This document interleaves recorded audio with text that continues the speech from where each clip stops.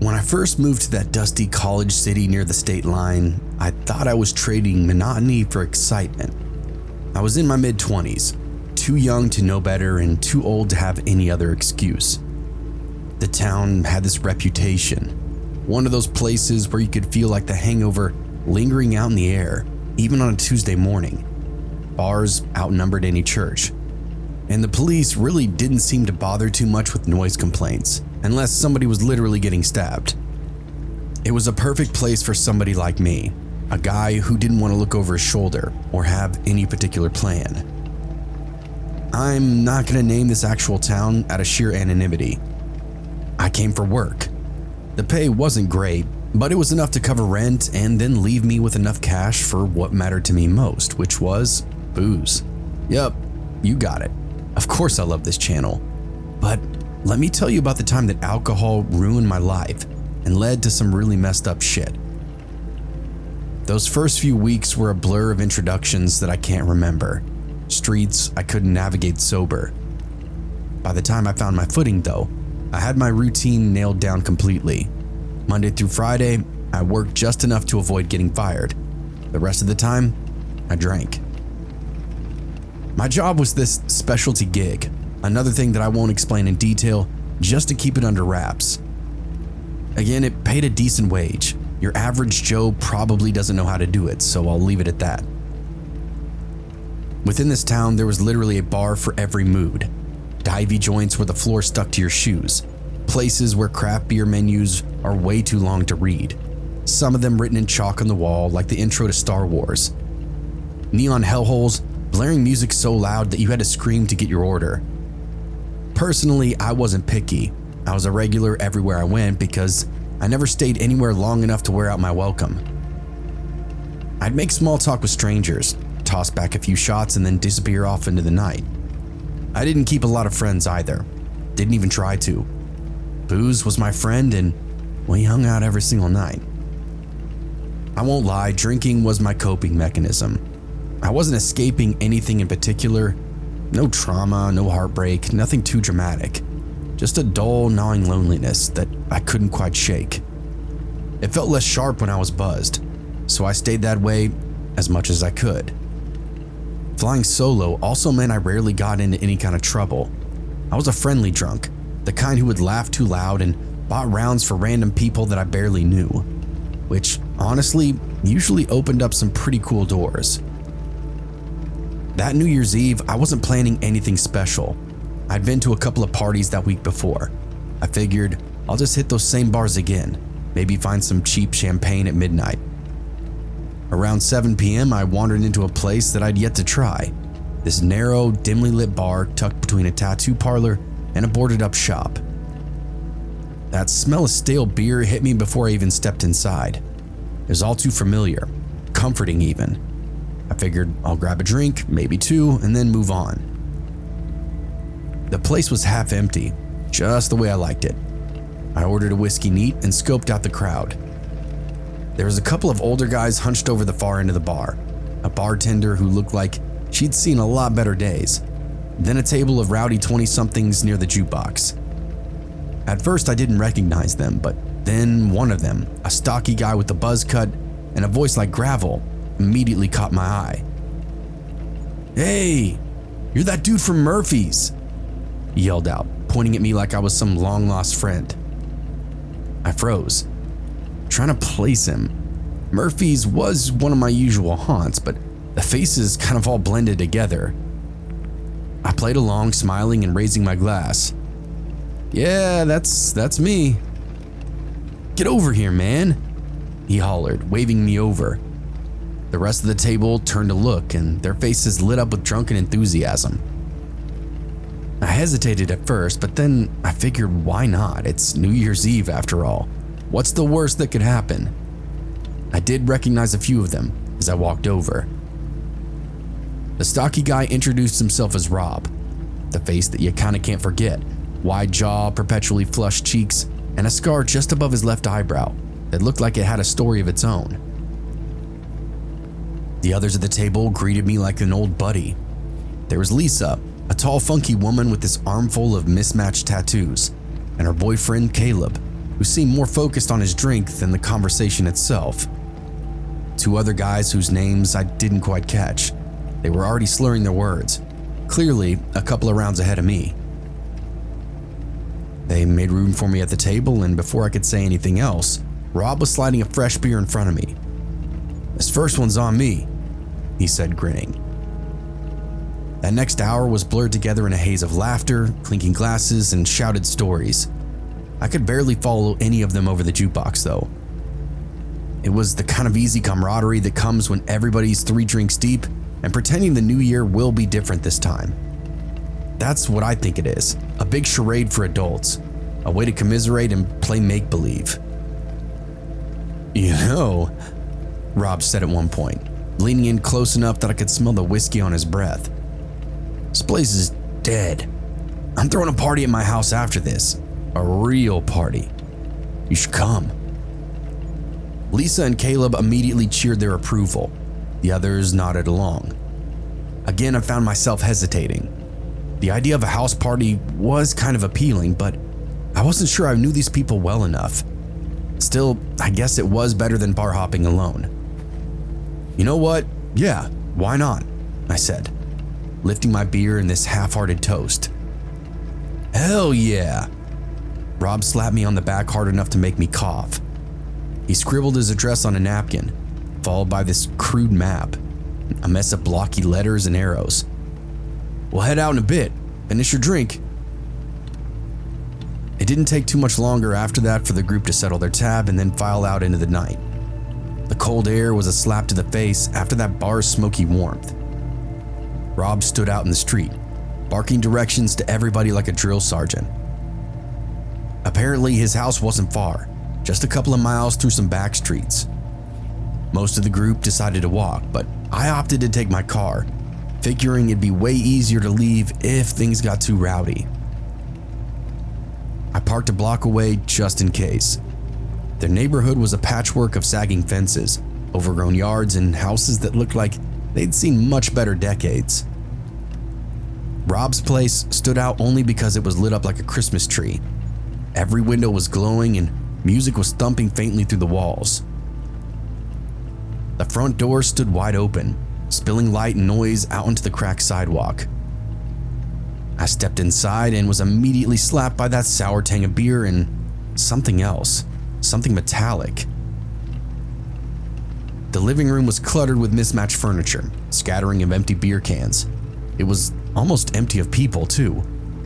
I spotted this couple making out in the corner and another guy passed out on the couch snoring. From the second I stepped through that threshold, the energy was just off. I could feel it in the way the air seemed too still despite all the noise around it. I'm sure some of you know what I'm talking about. I wandered a little deeper, past the kitchen where there was a few people loitering, then out into the garage where the real party seemed to be going on. The garage was packed with bodies, the music much louder out here, the smell of sweat and spilled beer overwhelming me. There was a keg in one corner, surrounded by a cluster of people taking turns filling red cups. Rob stood in the center, holding court like a king. His grin was wide and eyes sharp. He spotted me immediately. His expression shifted, confusion, then recognition, and something darker. "Hey!" he shouted, pointing at me. "Who the hell invited this guy?" The room went quiet and all eyes turned to me. My stomach sank. You did," forcing this nervous laugh. "At the bar, remember?" Rob stared at me for a long moment. Then his grin finally returned. Just messing with you, man. Relax. He waved me over, the tension finally breaking as everybody laughed and went back to their drinks. Honestly, I didn't want to go any further, but I also didn't want to stand there like an idiot either. So I made my way over to him, squeezing past bodies. Rob handed me a beer as soon as I reached him.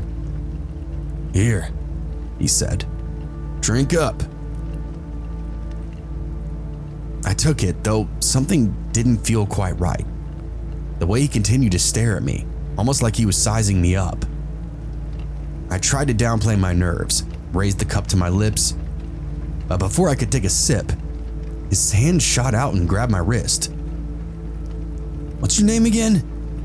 he asked. I hesitated, dumbfounded. It's Sam, remember?" "Sam, yeah," his grin widening. "Nice, bro."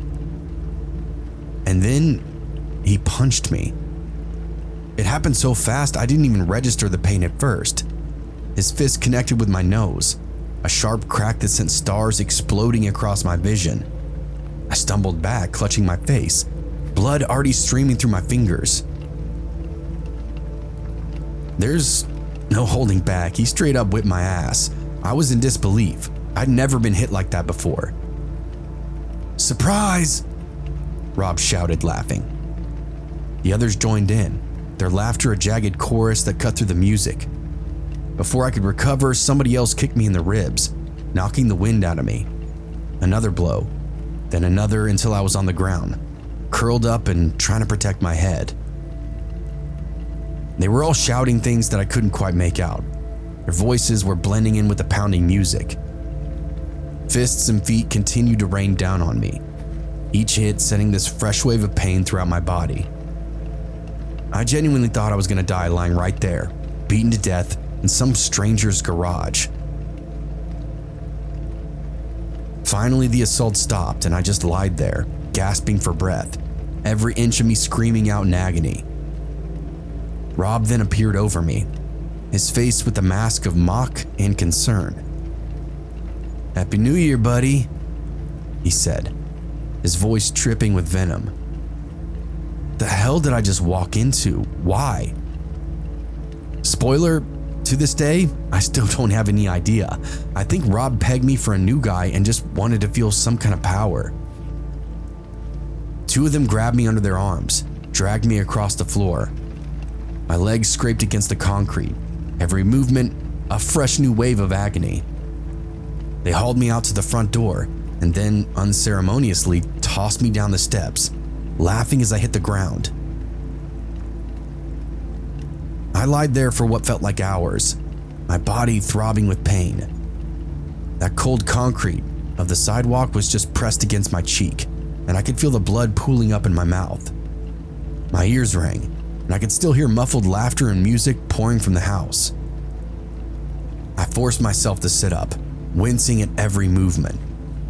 My ribs ached, my face was swollen, my hands were scraped raw from trying to shield myself. I gingerly pressed my hand to my nose. It wasn't broken, thank God, but the bleeding had not stopped yet. A hot surge of humiliation burned throughout me, mingling with that pain. I could not believe I let myself get into this situation, that I'd even trusted these people for half a second. I glanced around, the street now eerily quiet.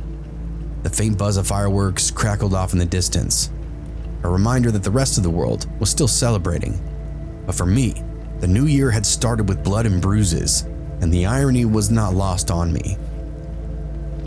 I slowly staggered to my feet, testing my weight on those unsteady legs. My head was swimming, but I did stay upright, clutching the railing for balance. My car was a block away, and I clung to the thought like a lifeline. If I could just make it to the car, I could hopefully put this nightmare behind me. That walk felt endless. Every step was agony, my battered body protesting every single movement. The streets were empty, the houses were dark. When I finally reached my car, relief washed over me as I spotted it parked right where I left it. No broken windows, no slashed tires, just a small mercy in an otherwise horrific night. My keys weren't in my pocket though. I frantically patted myself down, searching every pocket, every crevice, but they were gone. They must have fallen out during that beating, or maybe one of those bastards had taken them off of me. Either way, I was stranded. I leaned up against my car, the reality sinking in. There's no way I'm going back to that house, not if it meant crawling through the front door and begging for my keys. Defeated, I turned and started walking. My apartment was miles from here, but it wasn't like I had any other option. The streets stretched endlessly ahead, each step a painful reminder of my stupid actions that night. I passed houses with glowing windows, laughter and music of their own. Families and friends gathered together, their joy this stark contrast to my solitary. There was a part of me that wanted to knock on somebody's door, to ask for help, but the shame kept me moving. I didn't want anybody to see me like this. When I finally reached my apartment, the relief was overwhelming. I fumbled with my spare key that I kept hidden under a loose brick. Inside, the familiar smell of my own stale beer and takeout quickly greeted me. This tiny comfort in an otherwise bleak night. I collapsed onto the couch, my body too spent to even make it to my bed. As I lay there, my mind raced, replaying the night in vivid detail. The laughter, the music, the sudden shift from camaraderie to violence, and it made no sense. Why had Rob invited me in the first place? Why had they done any of that? There were no answers, just aches in my ribs and a lingering sense of dread. I thought about calling the police, about filing a report, but that thought felt completely hollow. What would I even say? That I'd gone to a party with strangers and gotten exactly what I deserved for trusting anybody? No, I couldn't face the humiliation of explaining it. Not to anybody, especially the police. Instead, I made a decision. A quote-unquote New Year's resolution, if you will. I wasn't gonna let this define me. The drinking, the aimless wandering from bar to bar, it had to stop. I could not keep stumbling and fumbling through my life, trusting the wrong people and ending up in the gutter. I didn't know how to fix it, but I knew I could not keep going the way I was. As the first light of the New Year's crept through the blinds, I drifted off into a restless sleep. My body ached, my mind was heavy, but somewhere in the back of my battered skull, this tiny spark of hope flickered to life. Maybe this was indeed the wake-up call that I needed. Maybe, just maybe, this year would be different.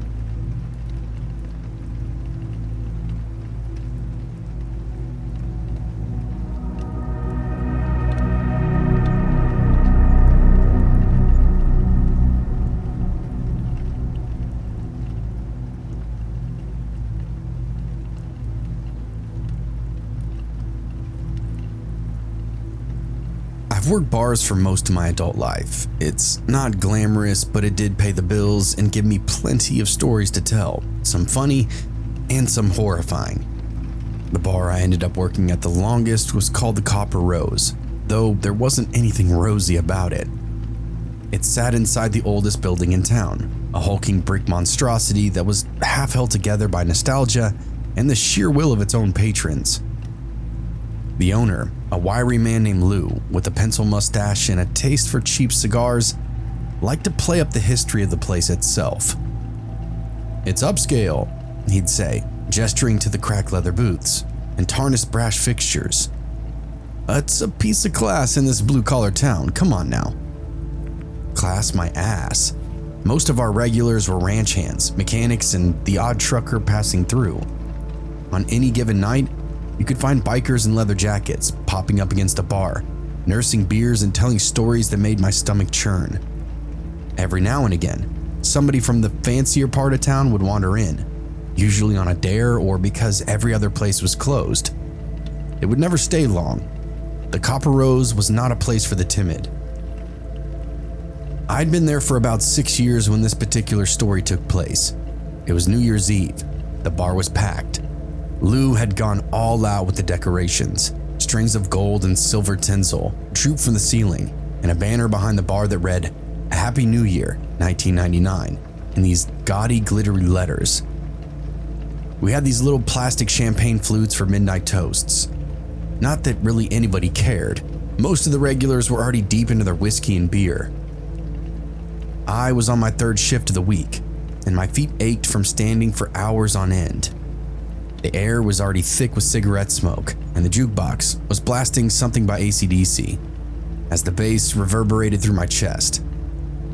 I wiped down the bar with this damp rag, and my eyes scanned the room. Most of the faces that I saw were familiar, but there were a few ones that were new in the mix. And that always made me nervous. New faces tended to mean unpredictability, and unpredictability meant potential trouble.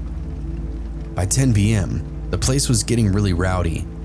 A group of bikers had claimed the pool table in the back, their laughter and shouts carrying over the din.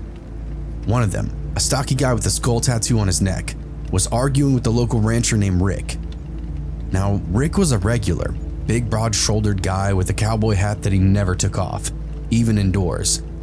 The two of them were leaning in close. Their voices were low but tense. I continued to keep an eye on them, ready to step in if things escalated anymore. Lou had a strict no-fighting policy, but enforcing it was another matter entirely. The Copper Rose had seen its share of brawls over the years, and I'd learned to spot the warning signs early. The clenched fists, the narrowed eyes, the way the air seemed to thicken with these unspoken threats. It was really like watching a storm roll in.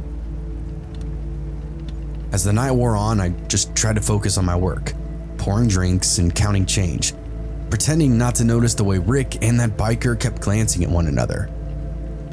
Around 11:30, it started to unravel. And that was really the thing about nights like this. People just got restless the closer it got to midnight. The jukebox was now blaring Highway to Hell. The pool table was surrounded by bikers tossing back shots at Jack, and the ranchers had taken up the booths along the far wall. I almost thought I was back at a middle school dance, each group keeping to their own corner, eyeing one another with a mix of disdain and suspicion. Rick was then at the bar again, his face already flushed from far too much whiskey. He slammed a glass down and barked at me for a refill. "Make it a double, darling," he said, his voice loud enough to carry over the music. "Sure thing," I replied. Rick wasn't a bad guy, but he did have a temper, especially when he drank, and tonight he was drinking like he had something to prove. As I poured, I noticed that biker from earlier, watching Rick from across the room. His friends were still gathered around the pool table, but now he'd stepped away, leaning against the wall with his arms crossed. His eyes were fixed on Rick, cold and calculating, and I didn't like it. "Hey, everything okay?" I asked Rick as I slid the glass from across the bar. He grunted, not even meeting my eyes. "Yeah, it's fine." It wasn't fine. I could feel it in the air, an electric charge just before lightning strikes. I continued to try to ignore it, focusing on the crush of people clamoring for their drinks, but I found myself glancing over my shoulder, that unease growing with every passing minute. The clock hit 11:45 and then the shouting started. It was Rick and the biker, of course. I couldn't make out exactly what they were saying, but the tone was unmistakable. Anger, thick, bitter. I leaned over the bar trying to catch Lou's attention, but he was nowhere to be found. Probably hiding in his office, letting me deal with this mess as usual. I quickly grabbed the phone and dialed 911. Explained the situation to the dispatcher the moment they answered. "Stay on the line," she said, her voice calm and professional. "Officers are on their way." "I can't stay on the line," I snapped. "I got a bar full of drunk idiots about to kill each other." I hung up before she could even respond to me, shoving the phone back underneath the counter. The fight moved pretty fast after that. Rick and the biker were toe-to-toe in the center of the room, faces inches apart as they shouted. A crowd had now gathered around them, egging it all on. "Back up!" Rick roared, shoving the biker hard enough to send him stumbling into a table. And that was all it took. The biker lunged, his fist connecting with Rick's jaw with a sickening crunch. Rick staggered but didn't go down, swinging back with this wild looping punch that caught the biker in the ribs. And just like that, it was chaos. The rancher surged forward, shouting and shoving while the bikers closed the ranks around the other guy. Somebody threw a chair. It shattered against the wall. Glasses tipped over, beer and whiskey going everywhere on the floor. All the while, the jukebox was still blaring, a soundtrack to the scene straight out of a nightmare. I yelled for them to stop, but my voice was drowned out by the roar of the crowd. It quickly spilled out into the parking lot, the brawl growing like a storm cloud, fists and boots flying in every direction. The grunts and shouts punctuated by the occasional sound of glass breaking. I just stayed behind the bar, clutching the edge so hard my knuckles were turning white. Then I heard the gunshot. It cracked throughout the night like a whip, freezing everybody in their tracks. And for a moment, it was only silence. Then came the screams. I couldn't see who fired the shot, but it didn't really matter. The damage were done. People scattered and ran for their cars or ducked behind whatever cover they could find. The door burst open and a wave of bodies flooded back in the bar, knocking chairs over and tables in their scramble to get out of the way. I yelled at them to get out, but nobody listened. They were far too panicked and desperate to escape. I ducked behind the bar and grabbed the phone again, once more dialing 911. I told them there'd been a shooting. Send more units, please, hurry. The dispatcher said something, but I couldn't hear it over the chaos. A biker stumbled past me. His face was pale and streaked with blood. Those next 10 minutes felt like an eternity. I stayed crouched behind the bar, listening to the sounds of shouting and crying, and the occasional crash of furniture, all the while the wail of sirens growing louder and louder. When the police finally arrived, the relief was almost enough to make me cry. Officers poured into the parking lot, shouting commands and breaking up fights with brutal efficiency. I glanced out from my hiding spot, watching as they handcuffed a few people left and right, lining them up like dominoes along the curb. Inside the bar was a mess. Broken glass completely littered the floor, and that banner that had once read Happy New Year now hung in tatters, one corner dragging in a puddle of beer. I slowly stood up, my legs trembling beneath me. The police were herding the last of the stragglers outside, but the damage was done. This wasn't just another bar fight. This turned into something far worse. I didn't sleep well that night because, well, how could I? My mind was reeling, replaying that scene over and over and over. It still resonated with me, even as I stood behind the bar the next day, cleaning up broken glass and sticky beer stains. The police had arrested nearly everybody involved, but something didn't quite sit right. There was a part of me that wondered if they were only catching the surface of what had really gone down. For the weeks after this incident, the bar felt emptier than ever, though the crowd still filtered in on the weekends. I continued to hear snippets of gossip, whispers about the bikers and the ranchers. No one knew for sure, but the rumors spread like wildfire. And then I'd say a month after New Year's Eve, something unexpected happened. I was wiping the bar down when the door swung open and in walked Rick, the rancher who started the fight. He was bruised, his face still marked with the remnants of the brawl. He looked almost sheepish as he stepped in, glancing around as if he expected somebody to jump out from behind the door. "Hey, darling," he said. "Think I need to settle my tab." I was so stunned I dropped the rag in my hand. "Rick, what the hell are you doing here? You've been gone for weeks." He just shrugged, sat at the bar and rested his forearms on the counter. "I had to take care of a few things and I got tied up with the law." He looked over his shoulder, then leaned closer. "Listen, I'm here to pay my tab, but there's something else you need to know." I raised an eyebrow. What could he possibly need to tell me? Rick hesitated. "You know that biker? The one with the tattoo, the one who started the fight with me? He took a deep breath.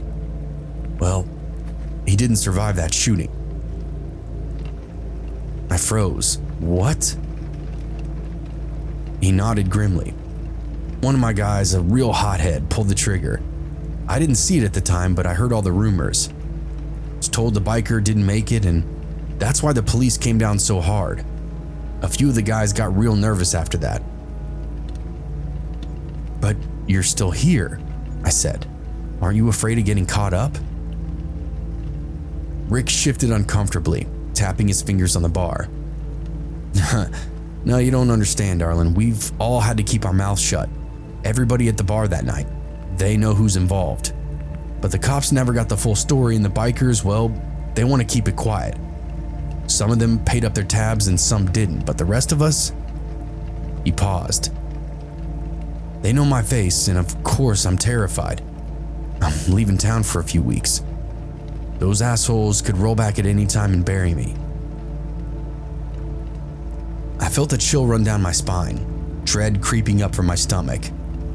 The bikers were still out there, their loyalty obviously to one another, their silence weighing heavy. Rick wasn't a fool. He knew he barely escaped death. Rick cleared his throat and then dropped a wad of cash on the bar, far more than what he owed. I'm not saying nothing more, but just keep an eye out. There's a lot more to this than you think. I'll see you around. Before I could even say anything else, he stood up and left the bar without another word. The door swung shut behind him, and for a moment I just stood there. Someone actually ran that big son of a bitch out of town. I couldn't believe it. Rick's receipt from that night still laid on the counter. Innocent enough, just a simple record of a transaction, but now it felt like a reminder of things that went unspoken. Blood money. Weeks passed. Slowly and occasionally, random people would come in and pay off their tabs. Some of them barely looked like they'd even survived the fight. And some of them, most of them, never talked about it, not a word. Just a quiet, empty handoff of cash.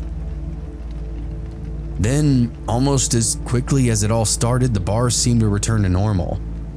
Nobody even brought up that night again, but it lingered, in the air, thick like smoke. It felt like a curse hanging over the place, and Rick did eventually come back, but he never stayed any later than 9 p.m. Those late night crowds seem to scare him now, and frankly, I don't blame him.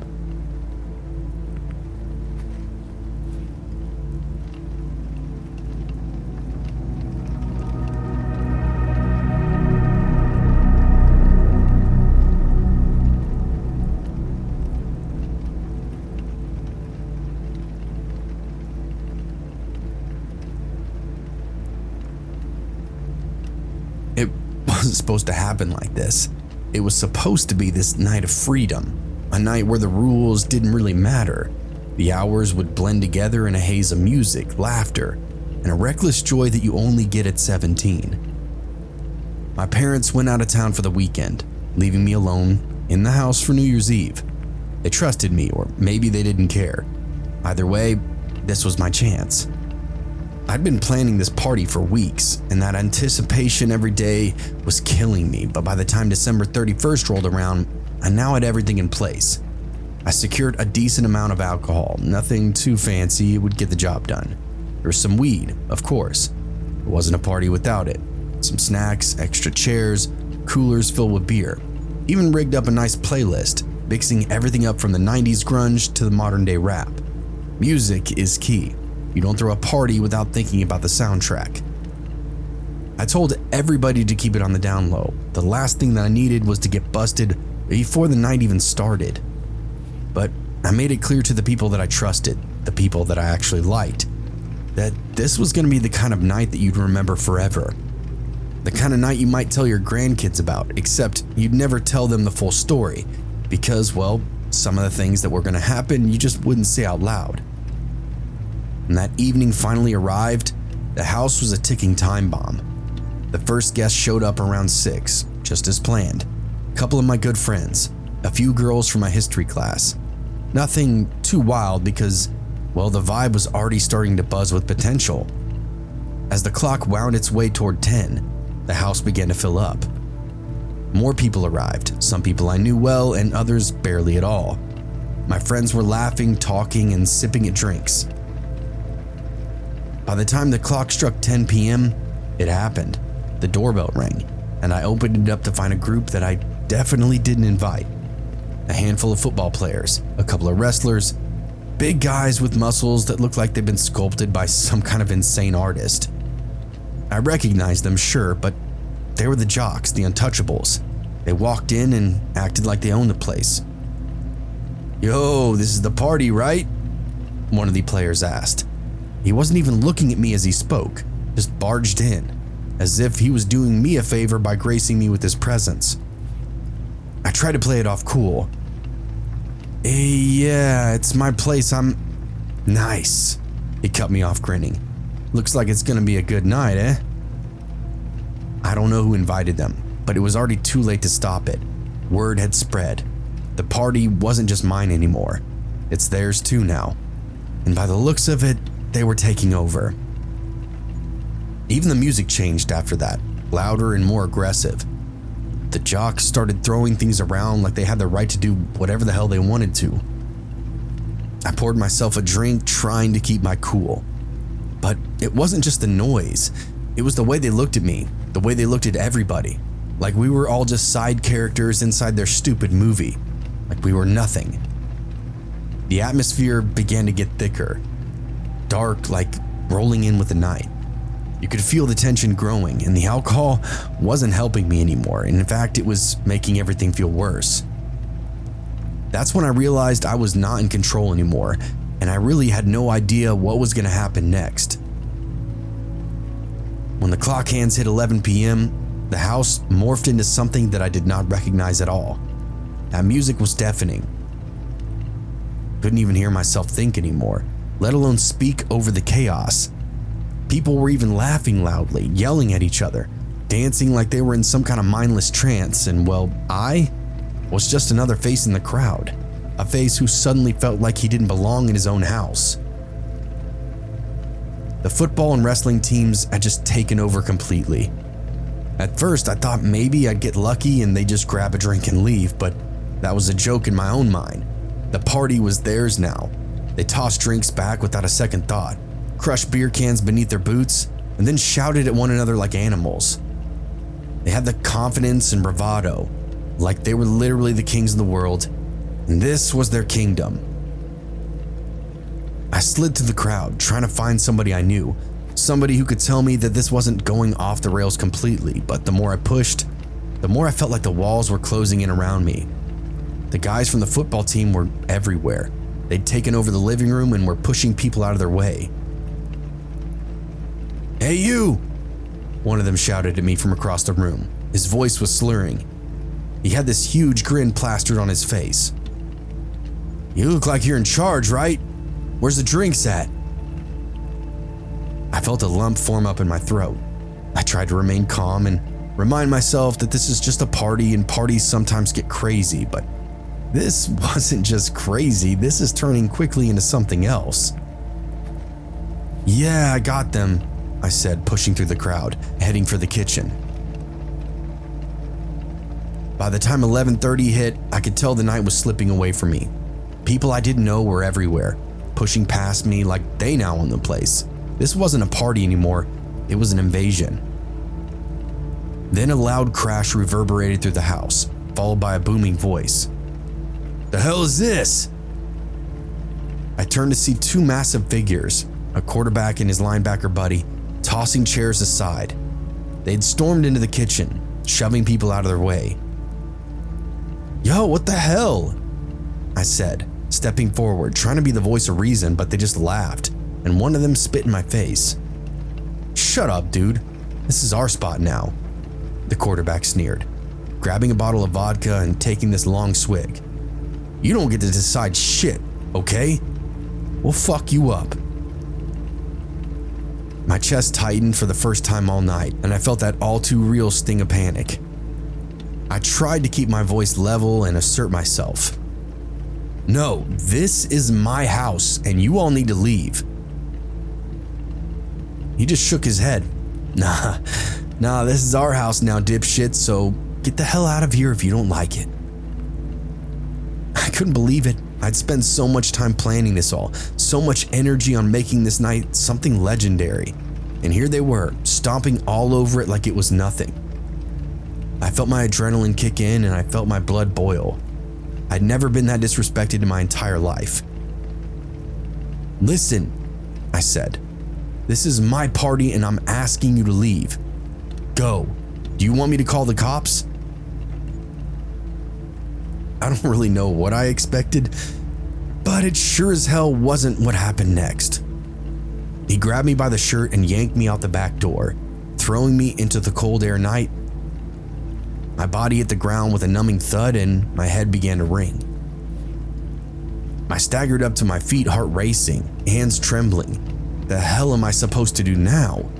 This wasn't just a bad night now, it's a nightmare. I couldn't let them do this though. It's my house, it's my night. I planned all of this, and now it's being taken away.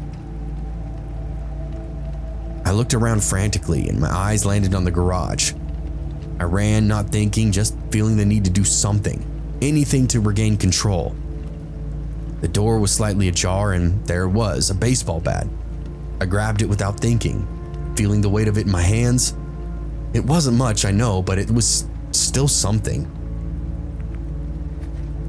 I turned back towards the house, every step heavy with purpose now.